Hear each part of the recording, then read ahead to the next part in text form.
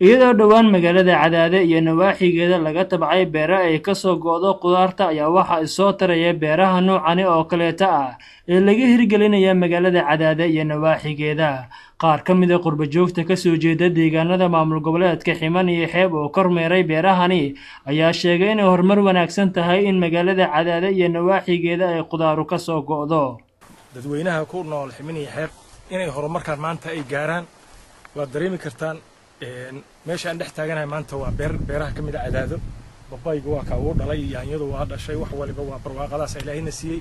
cambihi waa noo baxay, mooska waa baxaya, saytuunka waa baxaya. dalkooduna inuu hodan yahay maanta waa caddahay, wax qarsoon maahan inay ka faa'iideystaan maaragtay qurba joogta maanta faa'iidada lagu hayo dalka.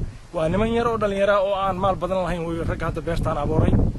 maxamed daahir nin liiraha iskala beertaan run ahaantii ceela uga dhex badan gacanta lagu waraabiya. waxa u jeedaan ma saacad walba mar dhow waxaan rajaynaynaa qudaarta nooga timaada beledweyne iyo inaan ka maarano haddii alla idmo.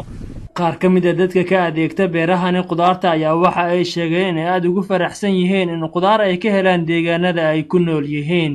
bismillaahir rahmaanir rahiim. halkan waxaan kaga muuqdaa shaqada ka socota gobolkan Ximan iyo Xeeb oo beeraha oo dadku niyadda maaragtay niyadooda ay kor soo kacayso.